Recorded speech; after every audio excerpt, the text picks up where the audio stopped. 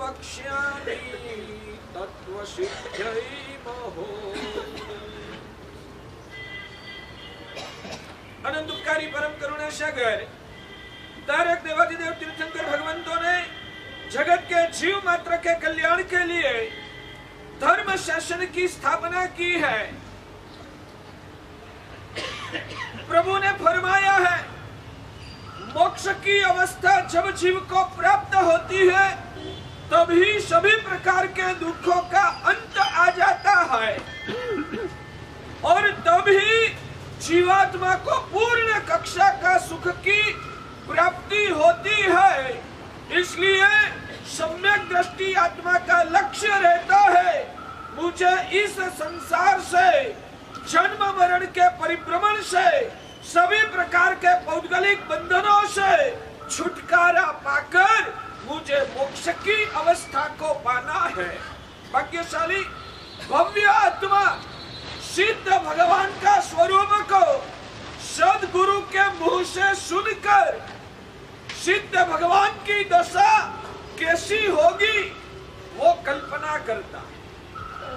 जो भी आत्मा मोक्ष अवस्था जिसने पाया है ऐसी आत्मा को हमारे शास्त्रों में सिद्ध भगवान बोला। सिद्ध भगवान कौन है? जो मोक्ष में गए, जिन्होंने जन्म मरण के बंधनों को तोड़ दिया, आत्म स्वरूप को पूर्ण रूप से प्राप्त कर लिया, ऐसी आत्मा को सिद्ध भगवान बोलते हैं।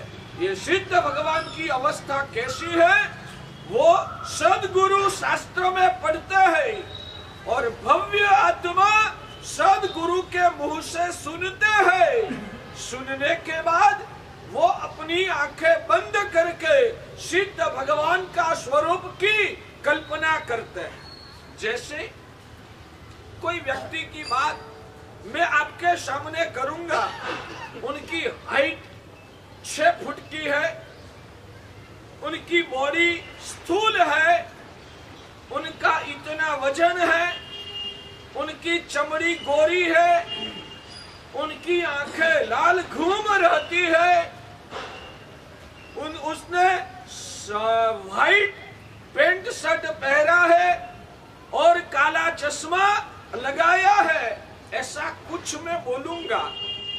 बाद में आप आंख बंद करोगे तो कोई व्यक्ति का चित्र आपके नजर के सामने आएगा या नहीं आएगा? क्या बात है। मगर उस व्यक्ति को आपने कभी भी दिखी नहीं है, फिर भी वो चित्र आपके मानस में आता है ना। बस वैसे ही सिद्ध भगवान को हमने कभी दिखा नहीं है, मगर जब सदगुरु के मुंह से सिद्ध भगवान का स्वरूप का हम वर्णन सुनते हैं तब हमारे दिमाग में एक चित्र का निर्माण होता है। हर व्यक्ति के मन में, जैसे मैंने उस आदमी की बात की तो आपकी नजर में चेहरा थोड़ा अलग रूप में दिखेगा। इन जो सातवें वाला भाई है उनके मानसपट में उनका चेहरा कुछ अलग रूप में, मगर कुछ तो चित्र आंख के सामने आएगा ना। तो वैसे ही सिद्ध भगवान को हमने हमारी आंखों से कभी दिखा नहीं है, मगर शास्त्र में सिद्ध भगवान का वर्णन ज्ञानी भगवंतों ने किया है। उस वर्णन जब हम सुनते हैं ना तब हमारे मानस पट पे एक चित्र का निर्माण होता है। जिन्होंने शरीर का बंधन भी तोड़ दिया है, जिसका कर्म का बंधन भी खत्म हो गया है और रूपी ऐसी शुद्ध स्वरूपी परम चैतन्य रूप उनकी आत्मा पिछले भाव में जितनी उनकी काया थी उसके 1/3 भाग जितनी उनकी आत्म प्रदेश की स्थिति रहती है, आकाश जैसा निर्मल उनका अस्तित्व है। वो पूर्ण ज्ञानी है और पूर्णानंदी है और सदा काल पूरी दुनिया को दिखने के बाद भी आत्मानंद में महलने वाले हैं। ऐसे सिद्ध भगवान जब मैं बोलता हूँ तब आपके मानस पट पे कोई चित्र उभरता है या नहीं उभरता? उभरता है। शायद किसी को नहीं भी उभरता होगा। बार बार सुनने से ये कल्पना चित्र मजबूत बनता है। भगवान महावीर महावीर स्वामी सिद्ध बन गए हैं, जम्बो स्वामी महाराजा सिद्ध बन चुके हैं, अयिमुत्ता मुनि जी भी मोक्ष में गए, सिद्ध बन गए। ऐसे अनंत आत्माएं आज तक मोक्ष ने पाए, मोक्ष पद को उन्होंने पाया है। उनका दर्शन करना मानस चित्र से, बार बार सम्यक दृष्टि आत्मा ऐसे सिद्ध भगवंतों का स्मरण करता है। और कल मैंने बोला था ना कि मैंने भी दीक्षा ली, मेरे शरीर पे साधु का वेश है, मैंने भी लोच करवा दिया है और मैं भी महाराज साहब की तरह से किताब लेके पढ़ाई कर रहा हूँ। कल बाद में स्वप्न दिखने की कोशिश की थी आपने, कल या परसों मुझे याद नहीं है, कल बोला था ना, कल्पना की थी, कर सकते हो ना, की थी या नहीं की थी अलग बात है, कर सकते हो ना। वैसे सम्यक दृष्टि आत्मा जल्दी से मोक्ष पाने के लिए हमेशा 2 दिन 4 दिन 8 दिन की बात नहीं है, सम्यक दृष्टि आत्मा हमेशा अपनी आत्मा भी सिद्ध बन चुकी है, वैसी अवस्था का ध्यान करते हैं और प्रार्थना करते हैं, मुझे ऐसा बन जाना है, मुझे वहां पहुंच जाना है, इस संसार से मुझे छुटकारा पाकर अनंत आत्म सुख को सुख में महालना है। और मैं महाल रहा हूं, वहां मेरी दशा कैसी होगी, वो कल्पना करके खुशी का अनुभव करता है सम्यक दृष्टि आत्मा। आपको मेरी रिक्वेस्ट है, धर्म आपसे कम ज्यादा हो वो बाद में सोचेंगे, मगर आप कल्पना करना शुरू कर दो। जीवात्मा सम्यक दर्शन को निर्मल बनाने का ये सबसे श्रेष्ठ तरीका है। शरीर से भिन्न अंदर में छुपा हुआ आत्मा वो मोक्ष की अवस्था को पाने के बाद कैसा आनंद अनुभवता है, वो कल्पना करने से मिथ्यात्व के बंधन टूटते हैं, सम्यक दर्शन की स्पर्शना होती है। और कुछ करो या न करो, ये साधना, ऐसा आत्मा का दर्शन करने की साधना आज से भाग्यशाली शुरू करो। भगवान ने फरमाया है, पूर्ण कक्षा का सुख तो मोक्ष में ही मिलने वाला है। संसार में 6 खंड के मालिक चक्रवर्ती को भी ऐसा सुख नहीं हो सकता। और चक्रवर्ती का भी सुख, क्या हमारी धरती पे आज तक पहले कभी कोई चक्रवर्ती हुए हैं या नहीं हुए? हुए हैं। वो आज अपने सामने है या नहीं है? क्यों नहीं है? क्यों नहीं है?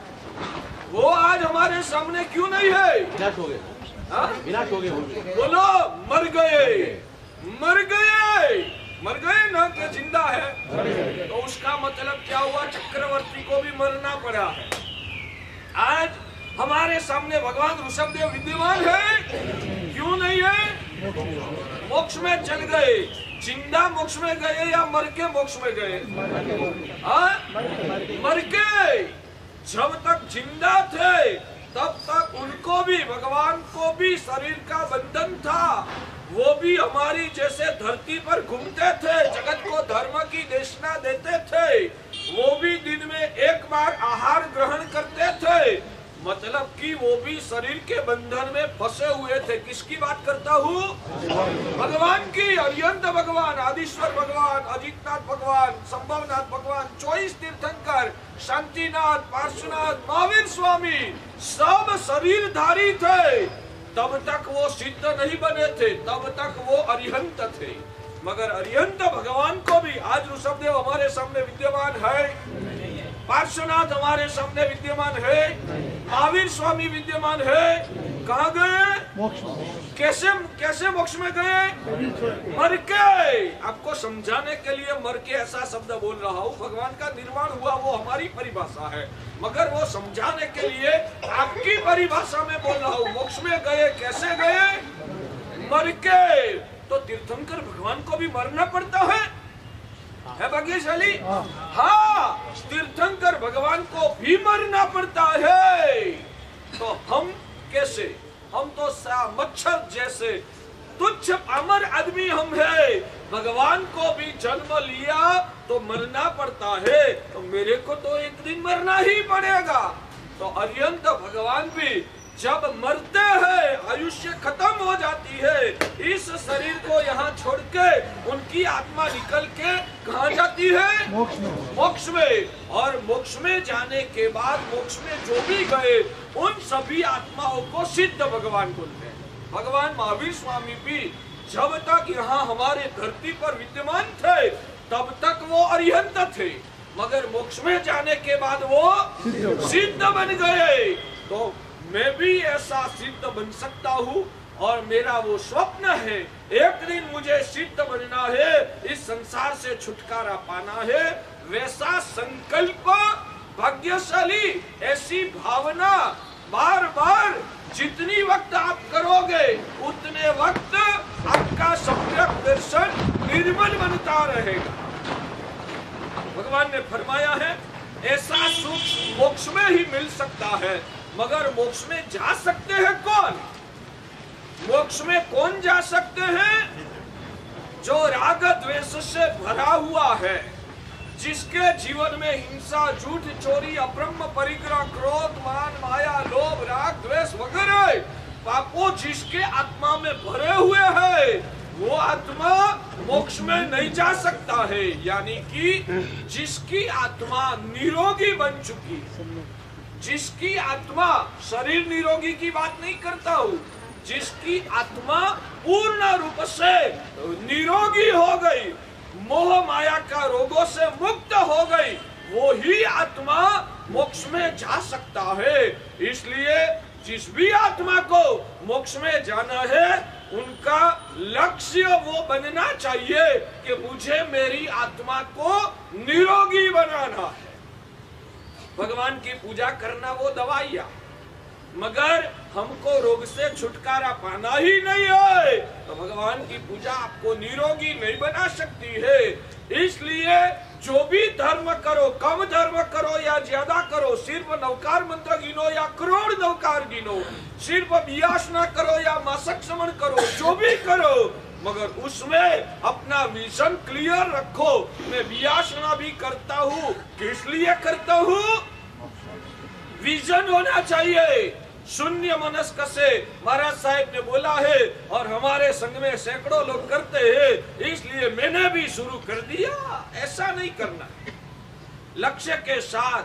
मुझे आहार संज्ञा, अपन को आहार संज्ञा का रोग लागू पड़ा है, हम सभी को आहार संज्ञा यानी कि वासना, खाने की वासना है।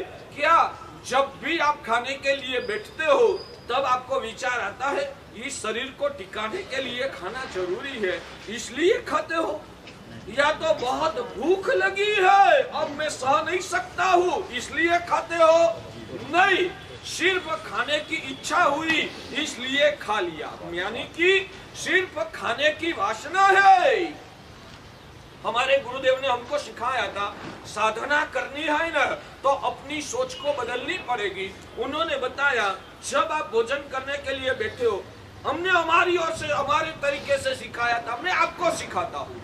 आप जब जिमने के लिए बैठो, आपकी श्राविका आपको पुरस्कारी करेगी, रोटी आएगी।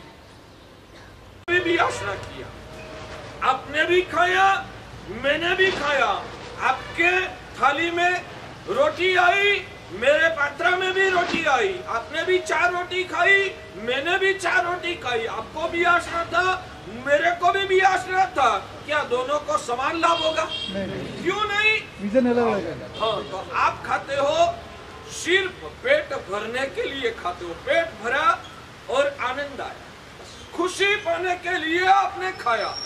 मैंने क्यों खाया?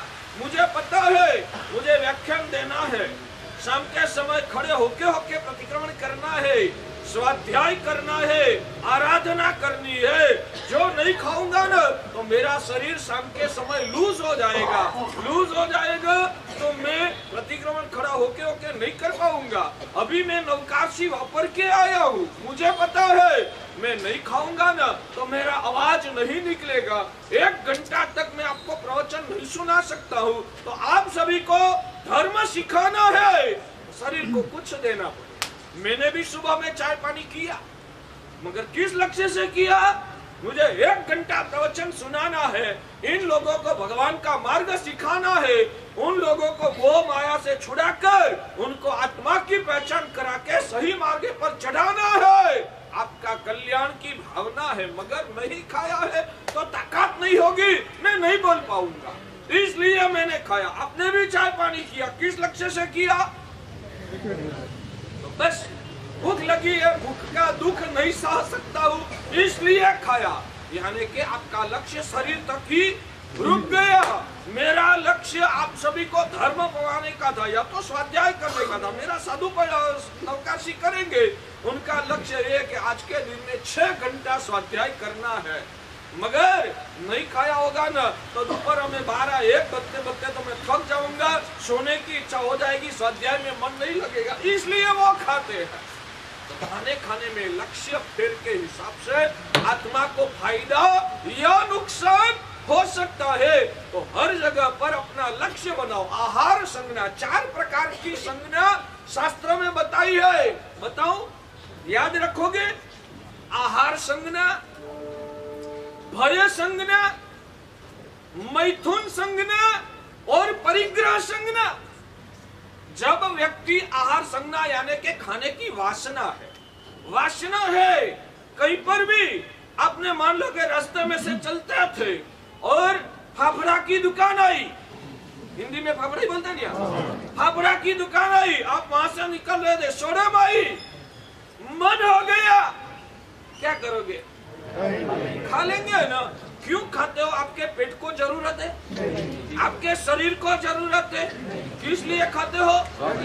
खाने की लालसा, ये आहार संज्ञा है। 4 रोटी खाई, रोटी गर्मा गर्म आ रही है, आपका खुराक तो 4 रोटी का ही है, मगर गर्मा गर्म और घी में जबोड़ने के बाद आई हुई गर्मा गर्म रोटी, 5वीं आपकी श्राविका बोल रही है, क्या करोगे? क्यों? अच्छी लगती है, मतलब कि वो आहार संज्ञा है। आप छोड़ सको या ना छोड़ सको, कम से कम समझो तो सही, ये हमारी आहार की संज्ञा है। हाँ, शरीर को जरूरत रही इसलिए खाते हो तो शायद आहार संज्ञा हो भी सकती है, नहीं भी होगी, मगर सिर्फ लालसा से खाने की वृत्ति से खाते हो। सुबह में खा लिया, अब दोपहर में 12 बजे खाओ तो चलता है, 12 बजे खाया, अब शाम को 6 बजे खाओ तो चलता है, बीच बीच में वरियाली दिखी करते हो ना, वो क्या है? आहार संज्ञा है, भाग्यशाली। ये आहार संज्ञा हमारी आत्मा का रोग है, उस रोग को रोग के रूप में पहचानना है और उस रोग को मिटाने की साधना करना है। अब बियासना करो तो अच्छी बात है, बियासना अभी तो कल से तो सभी को करना है, मगर चौमासे के बाद भी आप बियासना करो तो अच्छी बात, मुझे प्रसन्नता हो। नहीं भी करो तो इतना नियम दे दूं, 3 बार खाना, 3 बार से ज्यादा नहीं खाना, यानी समझ गए? बीच बीच में वो छोड़ देना है। दोपहर में 12 बजे पेट भर के खाया है, 2:30 बजे 3 बजे चाय आई, वो नहीं करना, कंट्रोल कुछ तो करो। ये आपकी आहार संज्ञा है, जब भी आया मन हुआ खाओ, जब भी आया मन हो गया खाओ, ये आहार संज्ञा है। भगवान बोलते हैं आहार करना वो जितना बड़ा पाप नहीं है, ध्यान में रख के सुनो, आहार करना वो जितना बड़ा पाप नहीं है, उससे ज्यादा आहार की संज्ञा को पोषना वो बड़ा पाप। शायद आपका 4 रोटी का आहार है, मेरा 6 रोटी का आहार है, आपसे ज्यादा मैंने खाया, तो पाप किसको ज्यादा लगेगा? आपने 4 रोटी खाया, मैं 6 रोटी खाया, पाप किसको ज्यादा लगेगा? कितना खाया वो गंभीर बात नहीं है, मगर संज्ञा को कितना पोषण किया वो महत्व की चीज है। मैंने 6 रोटी खाई, मगर शरीर को टिकाने के लिए या तो स्वाध्याय करने के लिए, आराधना करने के लिए खाई, और आपने 2 रोटी खाई मगर आसक्ति को पोषने के लिए खाई। तो बीच बीच में जो हम मुंह में डालते हैं ना, वो हमारी नादानियत है, वो हमारी संस्कार विहीनता है, उसमें हम हमारी आहार संज्ञा यानी कि आहार की वासना को पूछते हैं। ये आहार संज्ञा वो पाप पाप स्वरूप है। फिर से याद रखो, खाना वो बड़ा पाप नहीं है, खाना वो बड़ा पाप नहीं है, मगर आहार संज्ञा को पोषण करना वो बड़ा पाप है। समझ में आता है? आप खाते हो या आहार संज्ञा का पोषण करते हो? ये खाने की जो लालसा है ना, आहार संज्ञा जो है वो पाप स्वरूप है। इतना दिमाग में बिठो, उससे हमारी आत्मा को कर्म का बंध होता है, उससे हमारी आत्मा विकृत बनती है। समझ में आता है? और दूसरे नंबर में भगवान ने बताया भय संज्ञा। भय संज्ञा यानी कि डरना, किसी से भी डरो, डर रखना वो हमारा जीव का स्वभाव नहीं है, फिर भी हम डरते हैं ना। भगवान बोलते हैं जैसे कोई जीव को आप मारते हो ना, उसमें आपको जैसे पाप कर्म का बंध होता है, कुछ पाप न करो, सिर्फ डरते रहो, उससे भी पाप कर्म का बंध होता है। आप नहीं मानो? हाँ, वो कैसे लगता है? डरना वो मेरी आत्मा का स्वभाव है? डरना वो मेरी आत्मा का स्वभाव नहीं है। जब आत्मा स्वभाव यानी कि आत्मा घर से बाहर निकलता है, तब उनको कर्म चोटता, कर्म लगता। हमारी आत्मा आत्मा घर से यानी कि आत्मा स्वभाव में से बाहर निकली, वो आत्मा की विकृतियां है, और जहां आत्मा विकृति का भोग बनता है वहां उसको कर्म लगता है। डरना क्यों? रास्ते में से आप पसार हो रहे हो, मैं भी पसार हो रहा हूं, पीछे से ट्रक आएगी, आप क्या करोगे? साइड में हट जाओगे। मैं क्या करूंगा? मैं भी साइड में आ जाऊंगा। तो क्यों आप साइड में क्यों आ रहे हो? मरने का डर लगता है आपको, मरने का डर लगता है, डर लगता है ना, पाप कर्म का बंध होगा। मैं भी हट गया। मैं क्यों हटा? मैं भी हट गया, ऐसे खिस गया, खिस गया बोलते क्या बोलते? मैं भी सरक गया। क्यों सरक गया? डर लगता था मरने का, इसलिए नहीं। मुझे पता है, मेरे दयालु भगवान ने फरमाया है कि मानव जीवन दुर्लभ है, और मानव जीवन में भी चारित्र धर्म की साधना तो अति दुर्लभ है। प्रभु की कृपा से इस जन्म में मुझे चारित्र की साधना करने का मौका मिला है।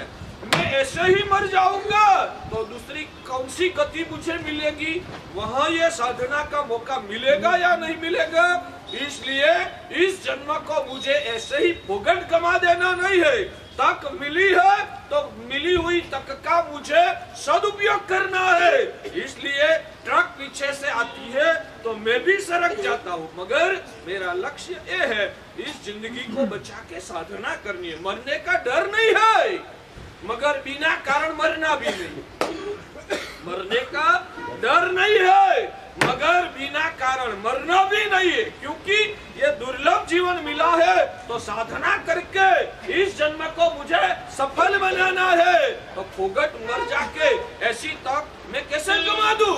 ऐसे गमाना नहीं है, मेरे पास विवेक दृष्टि है, इसलिए मैं भी सरक गया, मगर वो विवेक दृष्टि से पूरी समझदारी पूर्वक, डर से नहीं, डर से सरका नहीं हूं, मगर समझदारी से मैंने ज्यादा लाभ को दिखकर मैं सरका हूं, और आप डर से सरक गए। आपको भय संज्ञा का आपने पोषण किया, मैंने भय संज्ञा का पोषण नहीं किया है। समझ में आता है दोनों में फर्क? तो भगवान फरमाते हैं आहार संज्ञा यानी के खाने की लालसा वो पाप है। आप लोग तो इतना ही समझते हो, चींटी को मारा तो पाप लगता है। आप गाड़ी लेके निकले, रास्ते में कुत्ते का बच्चा टायर के नीचे आ गया तो ही आपको पाप कर्म का बंद होगा, ऐसा आप मानते हो? वो तो है, झूठ बोला तो पाप लगेगा, वैसा आप मानते हो। मगर हमारे सर्वज्ञ भगवान, मैं जो बार बार बोलता हूँ ना, जिन शासन अजोड़ है, भगवान अरिहंत ने जो सत्य दिखाया है वो जैन धर्म को छोड़ के पूरे विश्व में कहीं पर भी सीखना भी नहीं मिलता है। इसलिए मुझे गौरव होता है, मेरा कितना सौभाग्य है, मुझे जैन धर्म मिल गया। समझ में आता है? तो भगवान ऐसा कहीं पर आपने सुना है, आहार संज्ञा यानी के खाने की जो वासना है खाओ या न भी खाओ, मगर खाने की वासना हुई ना, आपको आप कर्म लग जाएगा। नहीं भी खाया नहीं है, मगर मन से खाने की इच्छा की ना, आहार की वासना को आपने पोसा, इसलिए आपको आहार संज्ञा के निमित्त पाप कर्म का बंध होता। भय संज्ञा यानी कि डरना क्यों? किसी से डरना नहीं। मेरी आत्मा अजरामर अविनाशी है, मृत्यु से क्यों डरना? रोग से क्यों डरना? रोग तो शरीर के साथ जुड़ा हुआ है, मैं तो आत्मा हूँ और मैं भगवान अरिहंत के शरण में हूँ। मेरी चित्त वृत्तियां निर्मल है, मैंने कुछ गलत नहीं किया है, मुझे डरने की जरूरत कहाँ है? किसी से भी कभी भी डरना नहीं, एक्सीडेंट से भी डरना नहीं। पैसा जाएगा तो क्या होगा? डरना नहीं। नसीब में होगा तो टिकेगा, नहीं होगा तो जाएगा। हमको तो सिर्फ पुरुषार्थ करना है और कर्म के पर विश्वास रखना है। जो भी होगा, मेरे गुरुदेव ने मुझे सिखा दिया है, मेरे साथ जो भी होता है वो अच्छा ही होता है। मेरा एक्सीडेंट भी हो जाएगा वो भी अच्छा, मुझे डायबिटीज है वो भी अच्छा, मुझे शायद एक्सीडेंट हो गया, कुछ भी हुआ, मैं बीमार हो गया, अच्छा। किसी ने मेरा अपमान कर दिया तो भी अच्छा, उसमें मेरा कर्म का क्षय होता है या नहीं होता है? इसलिए तो मैंने दीक्षा ली है।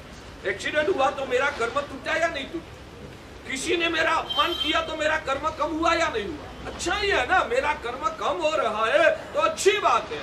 मेरे गुरुदेव ने मुझे ये एक छोटा सा सूत्र इतना अच्छी तरह से सिखा दिया है। मेरे साथ जो भी बनता है वो अच्छे के लिए ही बनता है।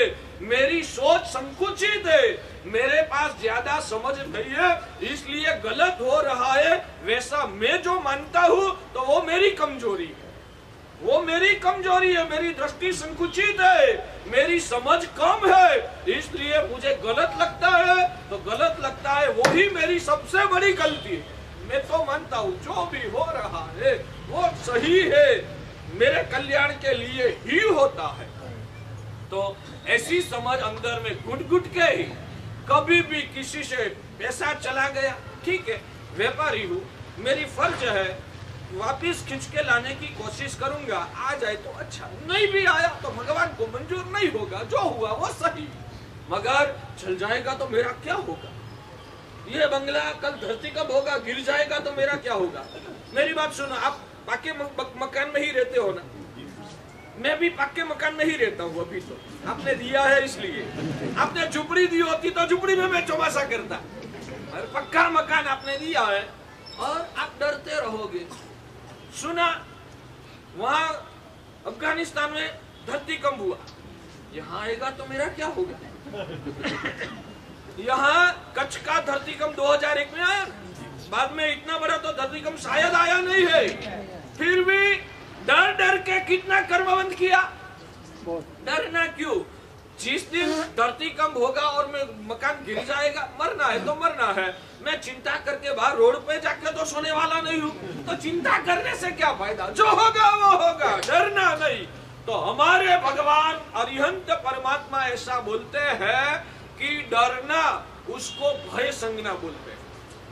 आपको कुछ एक्सीडेंट हुआ या नहीं हुआ, मृत्यु आई या नहीं आई, मगर आप डर गए ना, डर से भी आपको कर्म का बंध होता है।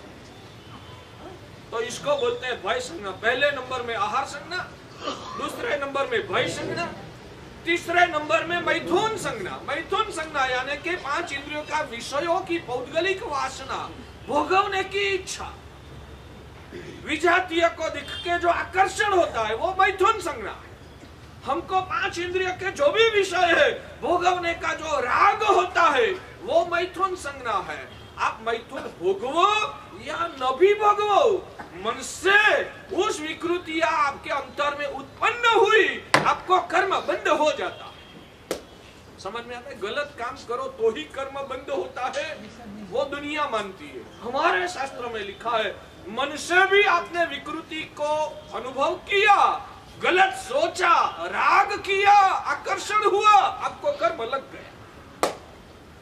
इसको मैथुन संज्ञा बोले। और परिग्रह संज्ञा, जिसमें आप सब फंसे। मूर्छा, जीवन की जरूरियात के अनुसार एकत्रित करना भी पड़े। मगर लालसा है, जरूरत नहीं है, मगर ज्यादा इकट्ठित करो, ज्यादा कमाओ, ज्यादा कमाओ, ज्यादा कमाओ, ज्यादा परिग्रह करो। क्या काम आएगा? मैं गारंटी से बोलता हूँ, आपको लिखना है तो लिख दो। आज आपने जितना भी कमाया है ना, वो सब आपके काम में आने वाले नहीं। आज आपने जितना कमाया है, बैंक बैलेंस किया है या तो इन्वेस्ट किया है, आपके पास आपके नाम पर जितनी संपत्ति है, वो सब संपत्ति तो नहीं, उसका 10% भी शायद आपके खुद के काम में आने वाला नहीं है। मैं सही बोल रहा हूँ या गलत बोल रहा हूँ? तो आपके परसेंट में, आपके उपयोग में सिर्फ 10% आएगा, मगर कर्मबंध कितना होगा? अभी उसके निमित्त आपने जो बंगला बनाया है, बैंक में करोड़ों रुपया का बैलेंस रखा है, उस निमित्त से आपको अभी यहाँ जाजम पे बैठे बैठे भी उस निमित्त का कर्मबंध अभी भी चालू है। इसको परिग्रह संज्ञा बोलते हैं। वो आपके काम में आने वाला, उससे अच्छा समझदार व्यक्ति वो है कि इन्वेस्ट करना है ना, तो बैंक में कितना इन्वेस्ट करूंगा, इस जन्म में जितना उपयोग में आने वाला है उतना बैंक में इन्वेस्ट कर दूंगा, उससे ज्यादा उस जगह पर मैं इन्वेस्ट करूंगा जहां मुझे दूसरे जन्म में काम आए। इन्वेस्ट ही करना है, मगर जहां इन्वेस्ट करने से नेक्स्ट जन्म में वो आपको काम में आएगा, वैसी जगह पर इन्वेस्ट करना वो सच्ची समझदारी है। देखता है कहां आप इन्वेस्ट करोगे तो दूसरे जन्मों में काम आएगा, धर्म के कार्य में। और मैं तो आगे बढ़कर बोलूं, सिर्फ धर्म के कार्य में नहीं, जिन शासन की सेवा के कार्यों। धर्म का कार्य अलग चीज है, जिन शासन को मजबूत बनाने के लिए खुद की संपत्ति का उपयोग करना वो अलग चीज है। तो जिन शासन जैसे मजबूत हो वैसी जगह पर इन्वेस्ट करने से दूसरे जन्म में आपको जैन धर्म मिलने का बुकिंग होता है।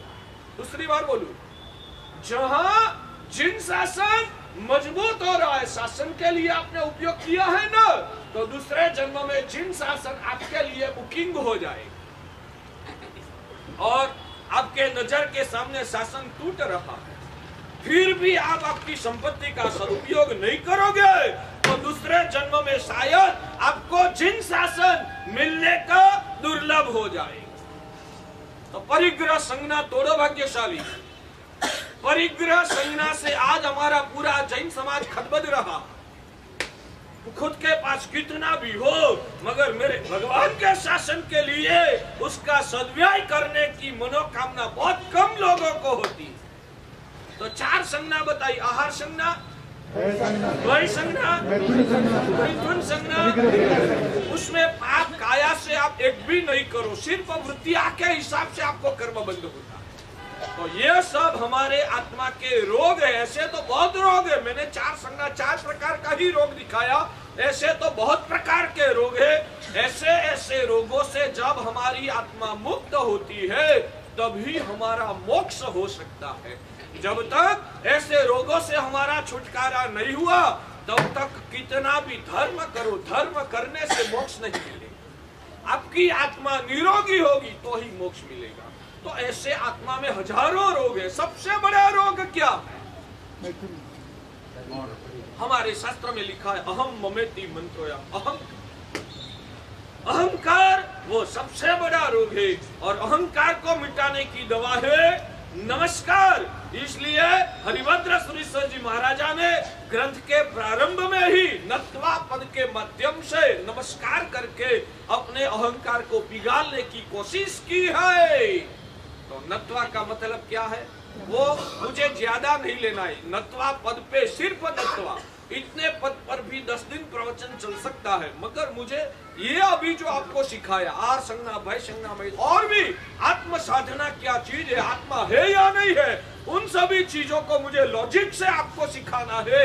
इसलिए हर वक्त तो मैं 8-10 दिन इस पद पे निकालता हूँ। इस वक्त उस पद को ज्यादा महत्व नहीं देना है। आपकी भूमिका के अनुसार आपको क्या देना वो मैंने जो तय किया है वो सिखाऊंगा। फिर भी नत्वा पद के ऊपर थोड़ा कुछ समझाऊंगा, बाद में मुझे आगे बढ़ना है। योग बिंदु योग क्या है वो सिखाऊंगा। मगर आज प्रवचन का समय हो चुका है, यहाँ रखता हूँ। मेरी रिक्वेस्ट है भाग्यशाली, हाँ एक बात बताऊं, 2 मिनट लगे। कर्म दो प्रकार के हैं, स्थूल कर्म और सूक्ष्म कर्म। सूक्ष्म कर्म कैसे खत्म होता है? तो जब आत्मा ध्यान साधना करते हैं, अपनी परिणति को निर्मल बनाता है, तब सूक्ष्म कर्म का क्षय होता है। और स्थूल कर्म, बड़े बड़े जो कर्म है, वो कर्म सिर्फ ध्यान से नहीं टूटता है, वैसे कर्म को तोड़ने के लिए कष्ट करना पड़ता है। भगवान महावीर स्वामी ने भी सिर्फ आत्म ध्यान किया ऐसा नहीं, 12.5 साल तक घोर कष्ट भगवान ने भी उठाया था। तो तपश्चर्या करना और सामायिक प्रतिक्रमण वगैरह क्रिया करना, वो आत्मा पर लगे हुए जो स्थूल कर्म है, स्थूल यानी बड़े बड़े, सूक्ष्म यानी छोटे छोटे, छोटे छोटे जो कर्म है वो ध्यान से खत्म होता है। मगर बड़े बड़े कर्म को तो क्रिया और तप करके ही हम खत्म कर सकते हैं। तो हमारे वहां साधना के दिन कल से शुरू हो रहा है। कल से संवत्सरी 1 महीना का 30 दिन का बाकी बचता है। तो 30 दिन में हमें ऐसी अद्भुत तैयारी करना है, हमारी संवत्सरी निर्मल, आत्मा को निर्मल बनाने वाली बन जाए। उस लक्ष्य से कल से हमें आराधना शुरू करना है। तो खाने पीने की लालसा छोड़ के, कपड़ा का मोह छोड़ के, संपत्ति का मोह छोड़ के, अब 30 दिन मेरा पर्व है, साधना का अवसर है, ऐसा सोच के आपको तप, जप और क्रिया में जुड़ना है। जो वियासना नहीं करते हो, कल से लोगों, हजारों लोग भारत भर में मासिक श्रवण की शुरुआत करेंगे। अपन को 30 दिन का एकाष्टा वियासना करना है। वियासना वालों को जो भाव बढ़े तो कल से एकाष्टा शुरू करो। और जो वियासना भी नहीं करते हो वो वियासना करो, कम से कम 30 दिन वियासना करना है। और जिनकी ताकत है सिर्फ शुरुआत करो, मासिक श्रवण करना है। 2 उपवास, 4 उपवास, 6 उपवास, 8 उपवास, जितना हुआ उतना करना है। नहीं हुआ उस दिन पारना। मगर मेरे से मासिक श्रवण नहीं होगा तो मुझे 6 उपवास भी नहीं करना, ऐसा कैसे? तेरे से जितना हो उतना करो, कोई आग्रह नहीं है। मगर ताकत है तो ताकत को छुपाना भी नहीं है। जितनी ताकत है उतना कल से मासिक श्रवण की शुरुआत करने वालों को आप सहयोग दो। और कम से कम 8 तो करना है। और 8 भी नहीं होगा, कल एक दिन तो उपवास करूंगा, परसों सुबह में सोचूंगा, कल तो उपवास करना है। 8 का क्या महिमा है वो भी शायद कल अनुकूलता रहेगी तो प्रवचन में सामान्य से 8 का महिमा की बात करूंगा। मगर कम से कम कल सुबह में बिना नवकाशी करके आपको आना। क्यों? प्रवचन सुनने के बाद मन हो गया, मगर सुबह में चाय पानी करके आए हो तो कैसे करो? इसलिए आपको भावना जमे तो उपवास करना है, भावना नहीं भी बढ़े तो व्याख्यान में से जाने के बाद नवकाशी करना, मगर सुबह की नवकाशी मत करना। भगवान के मार्ग की आराधना करके हम हमारी आत्मा का कल्याण की ओर आगे बढ़े, वो ही मंगल का।